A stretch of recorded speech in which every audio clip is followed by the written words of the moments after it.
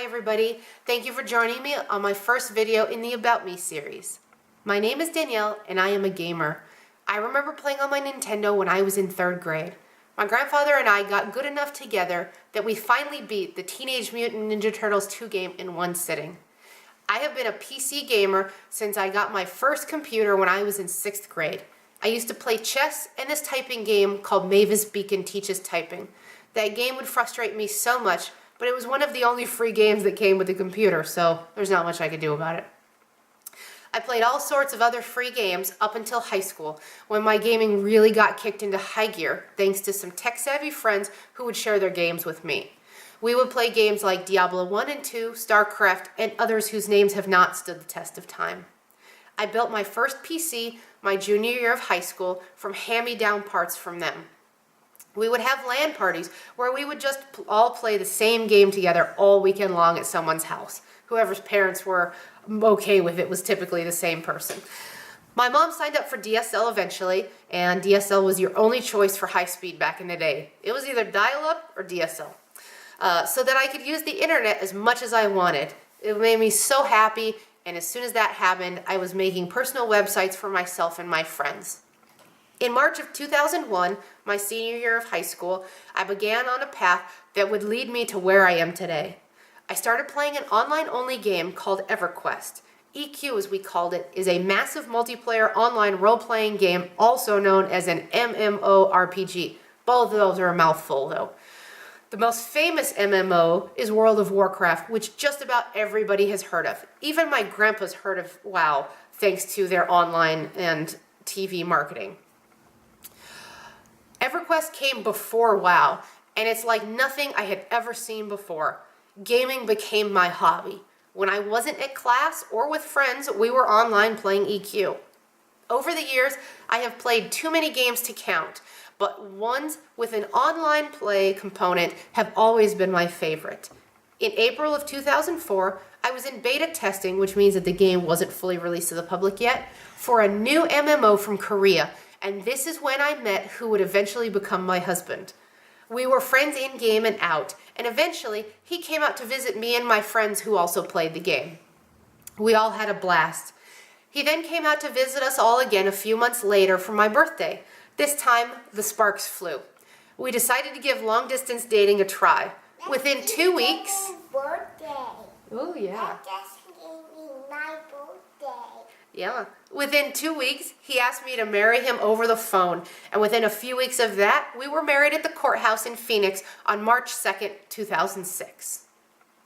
To this day, we have remained gamers. We now have a family. You can see her behind us. And while we may not play as much as we used to, we still enjoy it and we find that it brings us closer together. Today, we celebrate our 11th anniversary. I have countless friends that I stay in touch with via social media who I have met while gaming. I cherish all of my online friends as much as I do the friends I make through any other hobby or setting. You can learn a lot about a person without having to be face-to-face with them. Technology can help us bridge the gap of distance. Human connection is there. Online interactions are genuine. With that being said, thank you for listening.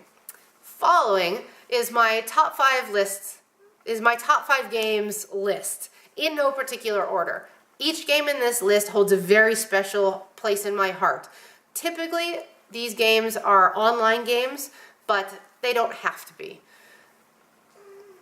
Top of the list, EverQuest 1.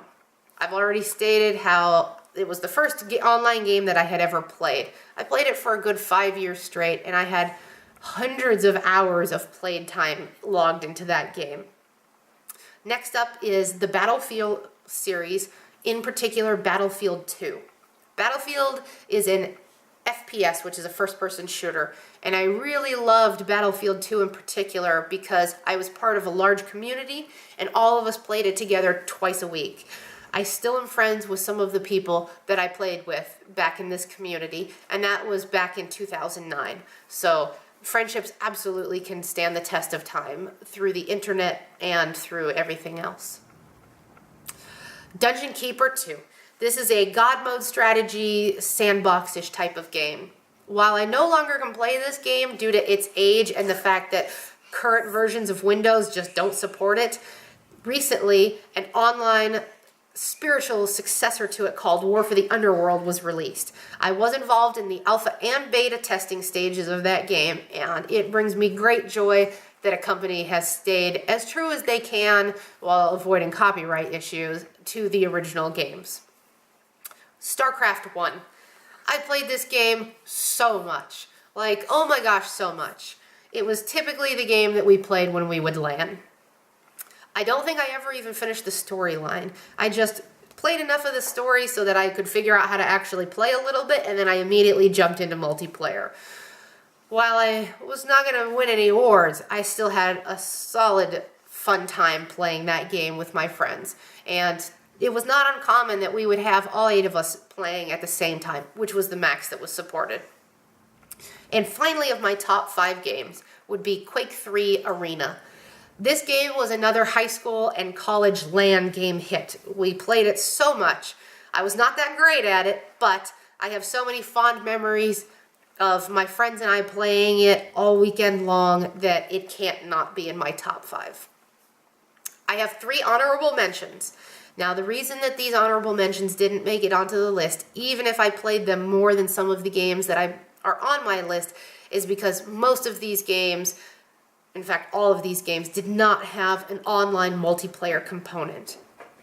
I think that the multiplayer component and that sharing of the interactions with other people really made those games stick out in my head more so than the following. But these following 3 definitely need to be mentioned because they were my favorites. The Sims 4. I loved this game so much. So many hours invested in this game. I loved it so much that I learned how to mod ever so limitedly and started creating things that I could share with other people in the community as well. It is exclusively single player, however, or it was at the time, and so it lacked that draw of the other online games. Next up is Black and White 1 and 2. These are games similar in God Mode strategy to Dungeon Keeper 2, though they have a different theme.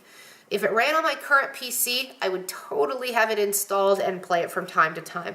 I loved these games.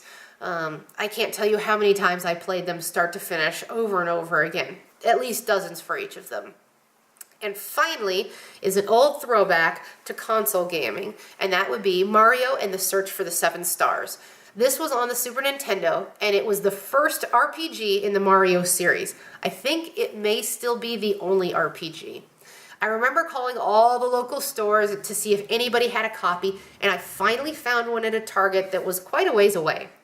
My mom was nice enough to go and pick it up for me, though, and thankfully she did because that was the last copy that they happened to have. I guess it was either a huge hit or they just didn't order enough. I don't know. It's not my problem. That game was a ton of fun. It was so adorable, and I love playing all of the Mario games, but this one in particular really stuck with me. I still enjoy playing that game from time to time on my computer, but I have to use an emulator to do it. Well, that's about it as far as me and gaming goes in a nutshell. Thank you so much for paying attention, and have a great rest of your day. Bye.